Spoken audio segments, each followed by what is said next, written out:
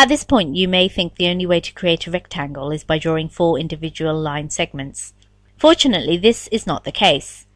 In this lesson, we'll look at the rectangle command, a tool that creates the rectangular shapes in essentially 2 clicks. To launch the rectangle command, I'll click the icon in the draw panel of the ribbon. Now, to create a rectangle, AutoCAD really only wants to know the location of the opposite corners. For instance, I'll click to specify my first corner point and then I'll pull this out. Notice I'm getting the rubber band effect. I will then click again to finish the rectangle. As you can see, the workflow for this tool is fairly straightforward. Knowing this, I'm going to pan the drawing up. I would like to create another rectangle, and this time we'll base it on some real-world dimensions. Over here I have a drawing of a standard professional-sized pool table. As you can see, it has a length of 108 inches and a width of 54 inches. Note, this is also an architectural example. To recreate this shape, I will launch the rectangle command. I will click to set my first corner point and then take a look at the command line. Notice there's an option down here called Dimensions. I'll click to select that option. I can then enter the length of my rectangle. This is the horizontal or east-west dimension. I'll type 108 inches. Enter. I can then specify the width. This is a north-south dimension. I'll type 54 inches and press enter. And notice the command is still running. Remember, AutoCAD is only interested in the coordinates of the opposite corners. I've chosen the first corner and I've given the dimensions to get to the opposite corner. But that corner could be to the upper right, to the lower right, lower left, or upper left. So I have to click one more time on screen to define the orientation of this rectangle. Now that we're more familiar with how this tool works, I'm going to pan the drawing up and I would like to use the tool to recreate the geometry of this couch. I'm going to start by drawing the right leg. To do that, I'll launch the rectangle command and I would like the leg to be placed on the floor. So let's take a look at another object, snap. As long as we're at it, I'm going to shift right click to bring up my object snap menu and I'll choose nearest allows me to snap to an object at a point nearest my cursor. I'm going to right click here. I will then access the dimensions option, and this leg has a length of 2 inches.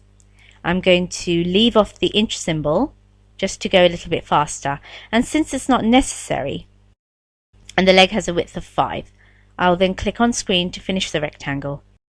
Let's create the bench up portion now. I'm going to press my spacebar to go back into the rectangle command. I'll use my running object snap to grab the upper right corner. I'll choose the dimensions option. And this rectangle has a length of 72 and a width of 5. And I'll click on screen to finish the shape. I'll relaunch the command again. I'll grab the upper right corner of the bench. We'll access the dimensions option.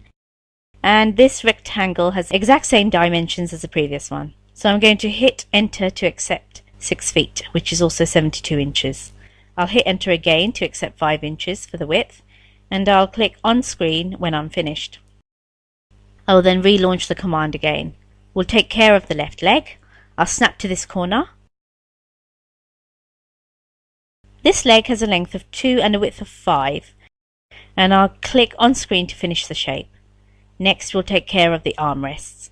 Let's go back into the command. I'll snap to the corner of the leg. The armrest has a length of 5 and a width of 20. I'll do one more on the other side. I'm going to hit enter to accept the dimensions because they are the exact same as the prior rectangle, and then I'll click on screen to finish the shape. I know what you're thinking. These have round tops. I will address that in just a second. I'm going to relaunch the rectangle command and I'll start from the upper right of this cushion. This rectangle has a length of 36 and I'm going to use a shorter width for right now. I'll go with 14 and I'll hit enter. I'll click on screen when I'm finished, and for the final rectangle I don't even need dimensions because I have access to the object snaps. I can start at this corner and I can end at this corner. Now let's take care of the rounded tops. Notice if I hover over the objects that I've created, these are not rectangles. They're called polylines. A polyline is a multi-segmented line.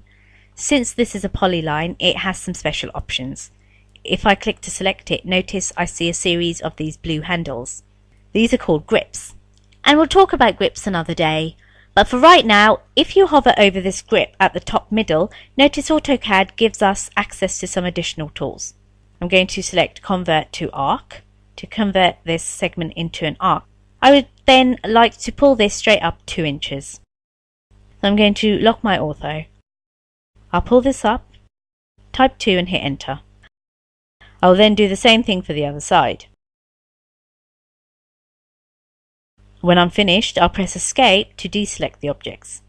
I'm sure you'll agree using the rectangle command is much faster than drawing individual line segments. Now that you're familiar with this command, take a closer look at some of the additional tools hidden beneath the grips. You'll be surprised at what you can do.